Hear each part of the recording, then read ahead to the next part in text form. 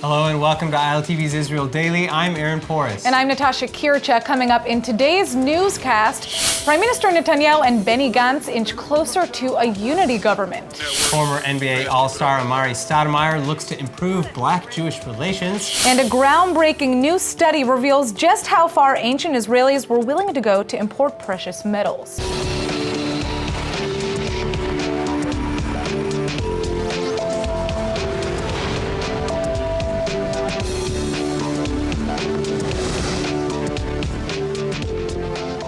The Central Elections Committee is now over 95% finished with the vote count, moving now to the double envelope votes, or those submitted by foreign diplomats, hospitals, security forces, the handicapped, and prisons. And as things stand, the Blue and White Party under Benny Gantz is still leading by a thin margin of 33 seats to the Likud's 31 under Prime Minister Netanyahu. But with the deadlock continuing, it seems that a unity government between the two leading parties is the only way out of falling back or stopping third elections from taking place. And Prime Minister Netanyahu also now acknowledges as much in a video message sent to Gantz Thursday morning. ועכשיו אני קורא לך, חבר הכנסת בני גנץ, בני, עלינו להקים ממשלת אחדות רחבה עוד היום. העם מצפה מאיתנו, משנינו, שנגלה אחריות, שנפעל בשיתוף פעולה.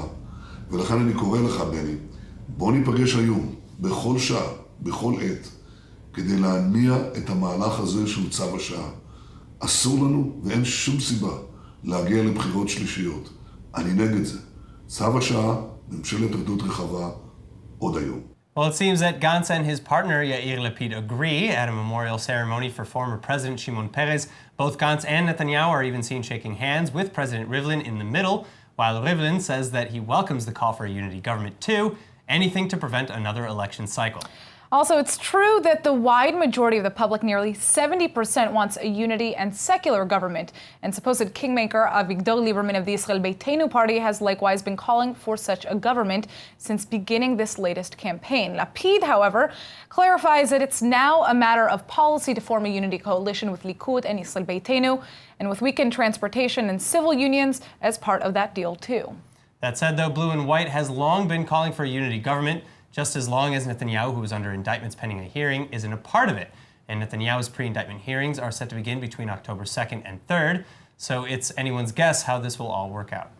Israeli Prime Minister Netanyahu and U.S. President Donald Trump have touted a very strong relationship, one that they say has strengthened Israeli-American ties enormously. But now that there's a chance that Netanyahu will no longer serve as Prime Minister in the next coalition, will U.S.-Israel ties change? Well, joining us with some insight on the matter is ILTV's correspondent, Shanna Fuld.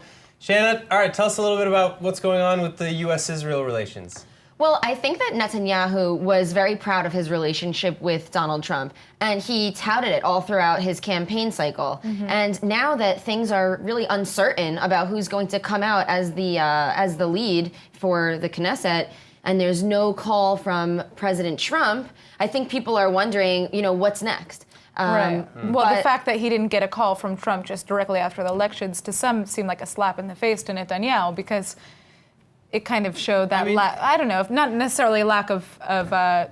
I mean, it kind of shows like a wait-and-see attitude in a sense also. I don't know. It's for sure a wait-and-see. For the end of the election results. It could be a wait-and-see. I don't want to call before things are certain. And it could also be just, Donald Trump likes to win.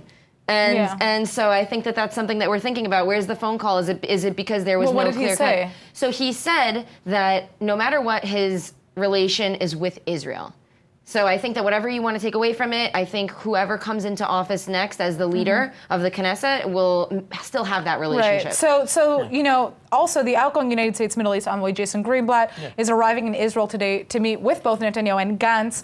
And that's just days ahead of this supposed release of the deal of the century, right? And that plays into that comment about, being a party to Israel and not to any one specific party member. Right, so I think that right now the bond is strong, and also everyone was very anticipatory about getting the deal of the century. So the deal of the century was supposed to be released right after the election, and the election came and passed, and we haven't heard about it. And so I think people are wondering, are we going to find out about the peace plan in the Middle East? So now my question is, will these election results change Israel's participation with the United States? I mean, also, the Jewish community in the United States. So now both Israelis and American Jews have really strong opinions on the relationship here. What I can say is that the lefty community, there's a lot of left Jewish community in the United States, they really want Netanyahu out. So I think that they are rejoicing right now and saying, we need somebody new. We're worried about what Israel looks like on the global stage. And they're hoping that a new presence can sort of take away that tyrant type of attitude that a lot of people have toward Israel right now. Right. Well, we're really going to just have to see how this plays out, because there is a large chance that the Prime Minister is going to continue being the Prime Minister if he's able It's anyone's game at this point, honestly, if there is a unity government, we still don't know who's going to be leading it. So, Shanna, thanks so much for joining us.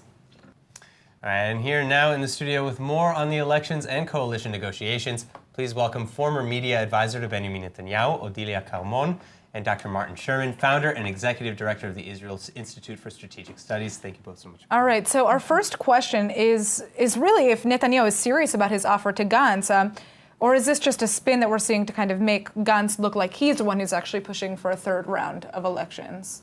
Of course, it's Netanyahu's usual lies and spins.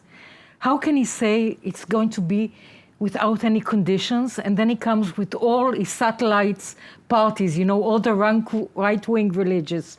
It's a joke. Either you're coming without preconditions, or you're not coming. You can't say, here I'm coming with all my group, and let's sit down. It's a spin, and it's a joke, and it's the usual things that he does. Martin, what's your take on this? Well, I'm very worried at the results, because I don't think there's going to be any good outcome.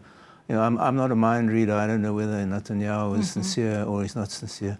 I do know one thing, that if you discount the Arab parties who are considered left of center, got 1/3 of the vote, roughly 1/3 of the vote. But because they lean on the Arab votes, they still have the ability to block a right-wing coalition, which basically, I imagine at least half of Lieberman's voters are right-wing. And when I say right-wing, I mean hawkish, who oppose territorial concessions, who for hardline foreign policy. But Lieberman's not willing to sit with the ultra-Orthodox parties. So, or the Arab parties. Or the Arab parties, of course. But I mean, that's thing with Lieberman, because Lieberman's past is strewn with dirty deals with the Haredi parties up until just a week before the coalition was supposed to be formed in April. I mean, it's really the most infuriating thing to watch. Well, so that brings us to Rivlin, President Rivlin, who is basically the man here who's going to have to kind of force some sort of unity agreement here. Do you think that's going to happen? It can happen if Bibi will stop with his tricks, because the ultra-Orthodox said they're not willing to sit with Lapid. So don't put a situation in which no one can live with. Come as you are. Here I am, the Likud. I lost. Unfortunately, I lost. I have 31 mandates. You have 33. Let's make a rotation. You be the first, I'll be the second.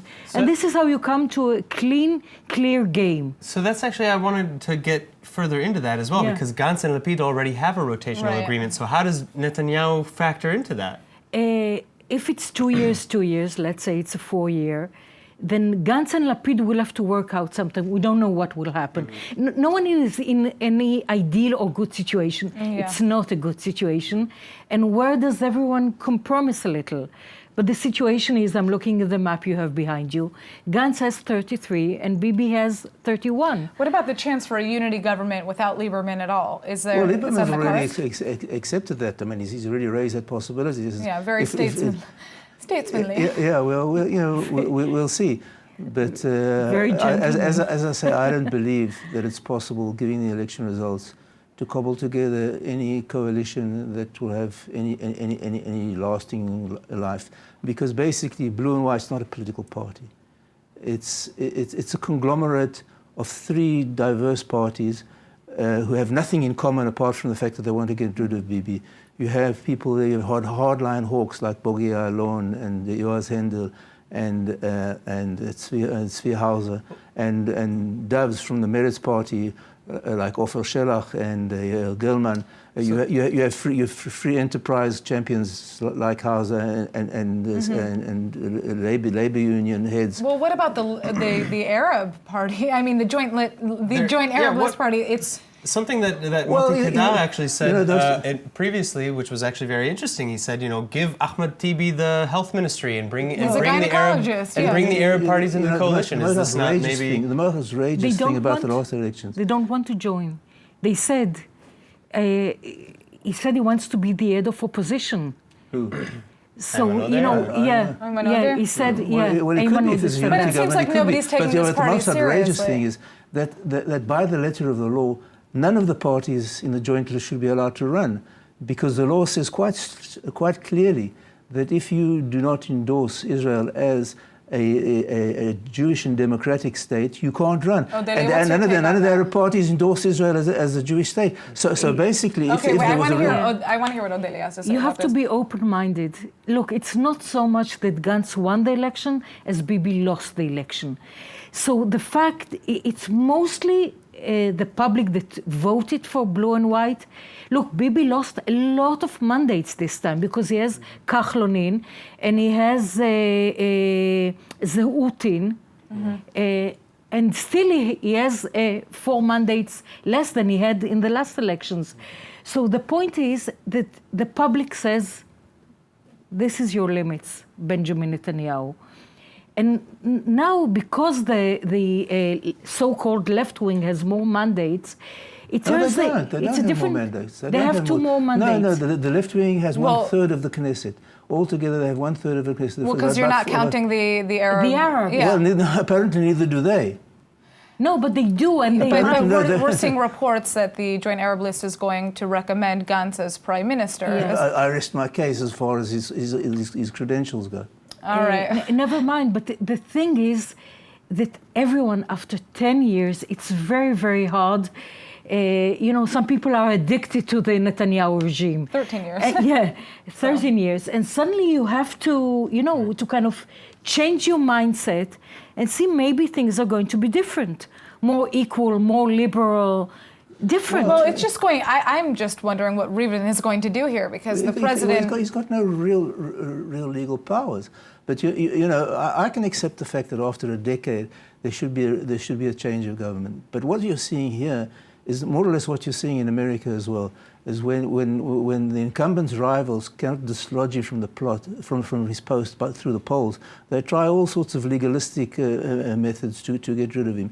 And when people say that the public is losing faith in state institutions, I think they're right. I think the public is losing faith in the legal establishment because of these clearly trumped-up charges against SBB. Well, the question is... And the way that he's being delegitimized as prime minister, they're getting the public to lose faith in the institution of the prime minister.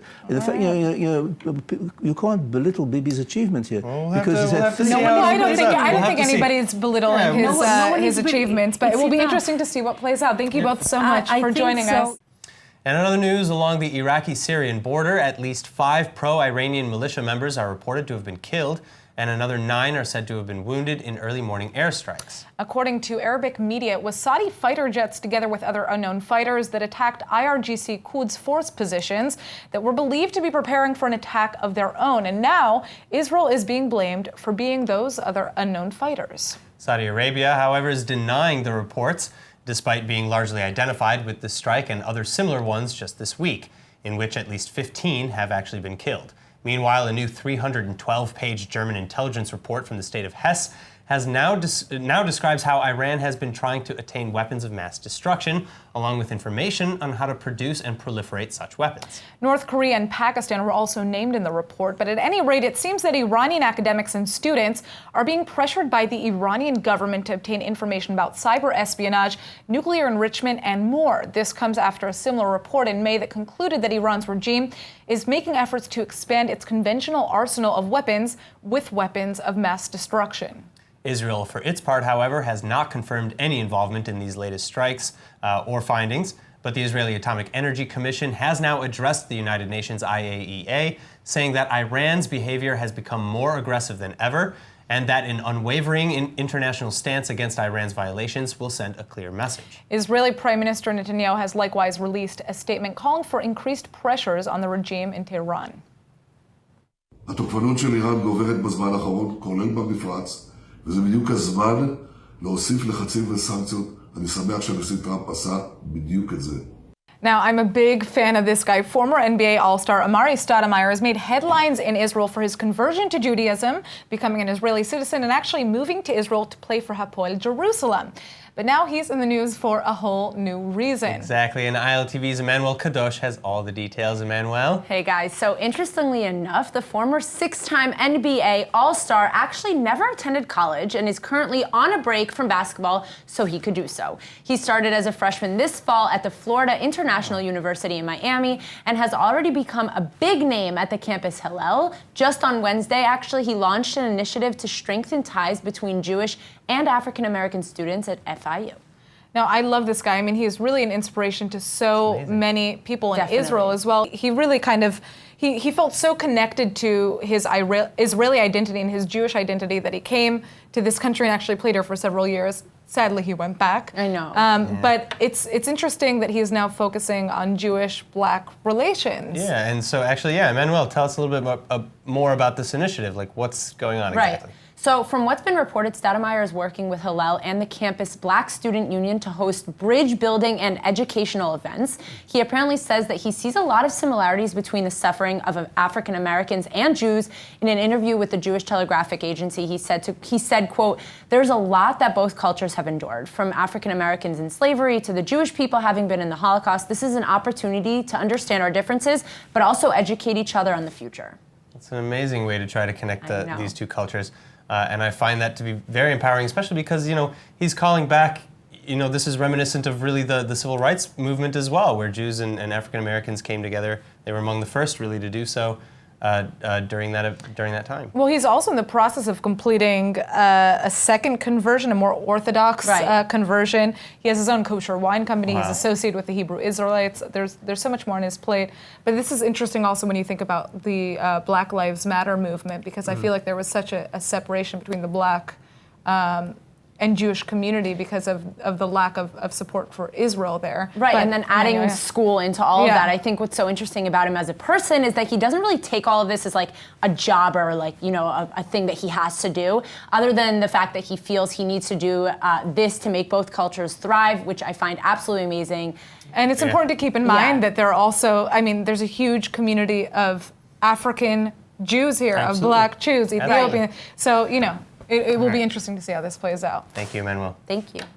All right, now, if you love Thai food, and who doesn't, then you're going to love this because Israel's first ever Thai food festival is now set to begin September 24th. And here with all of the delicious details are Sagi and Ratli Baron from Angie's Thai Kitchen and Catering, which has a stand at the upcoming event. Hello. Hello. All right, so what are you going to be serving at the festival? Tell us all about it. Well, Ratri is coming from northeast Thailand, and she's cooking traditional Isan Thai food. Isan Thai food. Okay, Yeah. so what does that include? What kind of dishes?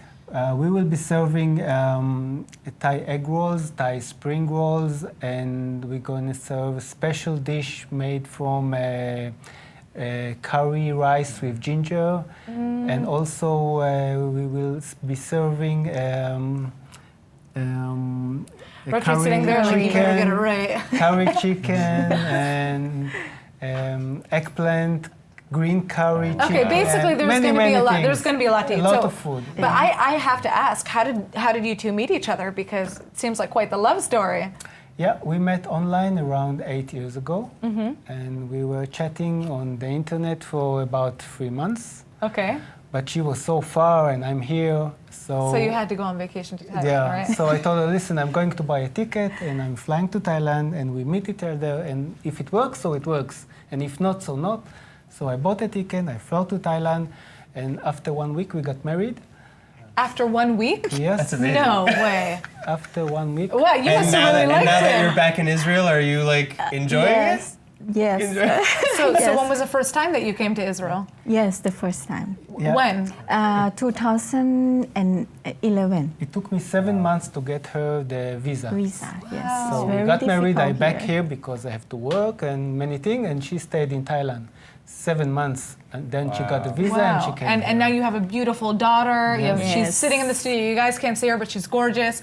And so you make Thai food for a living, and so you're going to be able to give us a taste, right? So when is this festival taking place? The festival is next week, 24th to the 26th of September. Okay. Every day between 4 p.m. to 10 p.m. Where? Where? in Where? Nachlat Binyamin. Oh, yes, right next to my perfect. house. Yeah, Okay. yeah. I'm going to be going. Listen, It's going to be a big festival, not just about food. It's going to be Thai massage and Thai artists in the street and Oh, music. yes. And All right. Well, you many, guys probably many, have the many things. hookup, so you're going to have to let me know who I should We're hang coming out to with visit. over there. We're definitely coming to visit. Yeah, We'll see absolutely. you There's there. listen. There's a huge Thai community in Israel that people don't know about. So we're very Yes. happy that you guys came in to tell us a little about this. Thank you. And thanks so much. We'll see you there. Thank you. Thank you. Today, getting imports of natural resources like gold or iron from abroad is costly and it takes time. But can you imagine what it was like in the 12th century? No, it sounds like it was probably really tough. Just a bit. But to explain a fascinating finding on this subject, ILTV's Nittany Manson joins us to shed some light on the Bronze Age, actually. Nittany, thanks for joining us. Thank you for having me, guys. All right, so let me start by saying that the finding I'm about to talk about comes from Israel during the Bronze Age. But it wasn't just bronze that ancient people of the Levant were using. It was also copper and tin, which is one of the 8 components needed to produce that metal. So, wait, so are we talking about tin here? Yeah, and before you zone out, Aaron, it's actually really fascinating. A new paper has recently been released that was a collaboration between researchers from all over Europe, the US, and right here in Israel at the University of Haifa. And the paper actually states that the tin needed to make copper was actually sourced from Cornwall and Devon in the southwest region, of the United Kingdom. What? That's so far away. All right, so what does that even mean? How? Just that the tin was brought here? You know, why is this such a big find? Well, the authors of this study actually analyzed 27 tin ingots, or blocks of metal, for those of you who don't know what those are. And they actually had a bunch of writing etched into them. The researchers say that the blocks came from 5 separate locations along the eastern side of the Mediterranean Sea. Okay, so it's not just here in Israel then? No, it's from all over the region. But the really cool thing about this discovery is that researchers have been trying to figure out where this tin had been sourced from for decades. Some were saying it might have come from Turkey, some Asia, even France. But the most interesting part that I find of this finding is that archaeologists have found evidence that the tin mining had actually existed in Cornwall and Devon since 2000 BCE. So random as finding. It's really, I love but this. This is so cool. It's really fascinating, actually. And I mean, in that region, the last tin mine was open until only 21 years ago. It closed in 1998. So the same people making tin for the Holy Land back in the day are still making modern day tin, which is until about wow. 20 years ago. Okay, so And family business. Yeah, and researchers are saying that learning what the trade route of that time looked like is incredibly important. Tin was really rare in Europe and Asia, and also the Mediterranean region. We had none of our own tin deposits, so everything had to be imported. All right, well, that's amazing and important for us to know. No, it's very. We now know where copper tin was originated. incredibly important, to make bronze and to make other sort of. But it was important for other things as well. Yeah, of course, but absolutely. Well, unfortunately, we've run out of time for this story, so let's take a look at the weather. All right, tonight should be partly cloudy and warm with a low of about 76 or 24 degrees Celsius. And then over the weekend, you can expect sunny skies and a slight rise in temperatures. The high will be around 86 or 30 degrees Celsius. And that is it for today's news. Today's exchange rate is 3.53 shekels to the American dollar. For more news from ILTV, please like ILTV on Facebook and follow us on Instagram. I'm Aaron Porras. I'm Natasha Kirchuk. Thanks so much for watching and see you next week.